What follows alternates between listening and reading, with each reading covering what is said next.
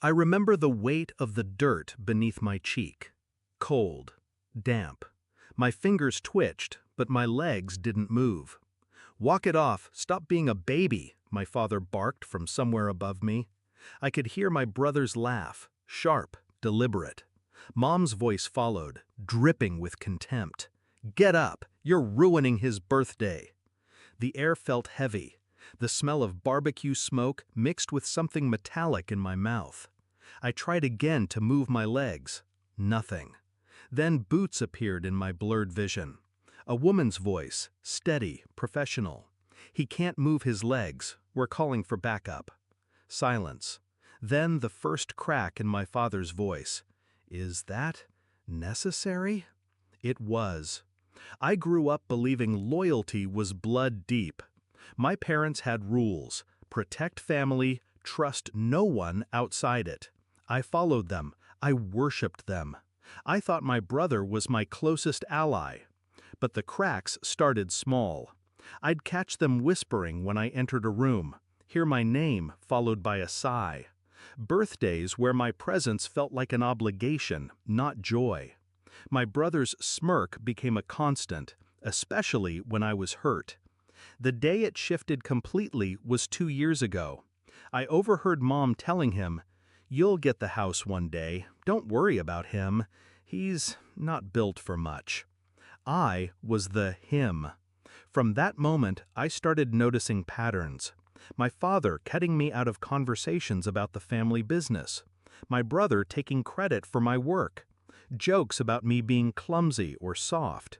They weren't jokes, they were seeds, planted to make me the fool in everyone's eyes.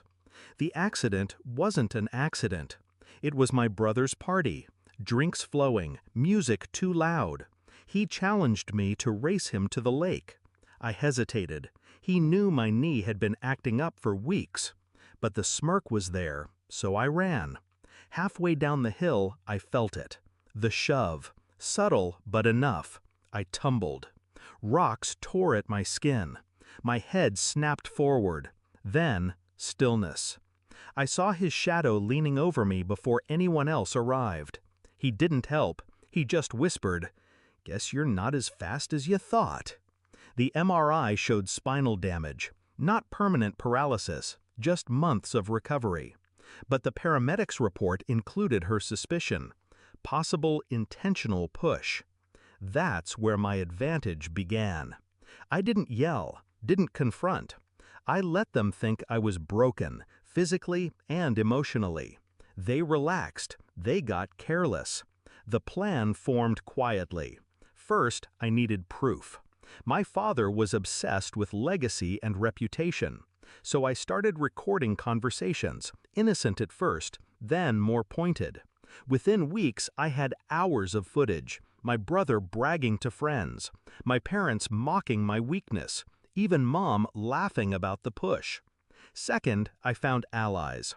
The paramedic, my old coach, a neighbor who'd seen my brother shove me before. Each had a piece of the puzzle. Third, I built the legal trap. I consulted a lawyer, not to sue, but to structure a transfer of assets. My parents didn't know that when they signed a few medical expense forms for my rehab, they were also signing over partial control of the family business to me. The confrontation was the finale I'd been rehearsing in my head. It was Christmas Eve, our family-only dinner.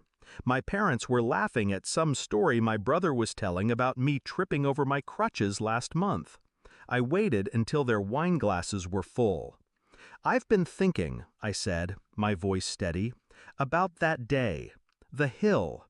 My brother froze, fork halfway to his mouth. My father rolled his eyes. "We're not doing this again." I slid my phone across the table, hit play. Their voices filled the room, mocking me, describing the push, laughing about how he'll never prove it.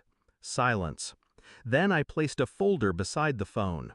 "These are the signed transfer agreements. You gave me control of 40% of the business, effective immediately." My father's face drained. "You tricked us?" "No," I said. "You underestimated me." I turned to my brother. "And you? You're done. The board meets next week. I'll be presenting these recordings and the witness statements. You won't just lose your position, you'll lose your credibility. Every investor will know what you did."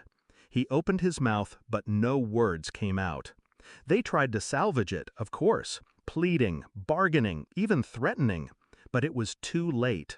Within a month, my brother was out of the business, my father's reputation was shredded in our industry, and Mom had retreated into a tight-lipped silence that spoke louder than any insult she'd ever thrown. People think revenge feels like fireworks. It doesn't. It's quieter, colder. It's the satisfaction of watching the people who dismissed you realize they built their own downfall, one careless cruelty at a time. That day on the ground, they thought I was powerless. Now they know. I can walk again. But they?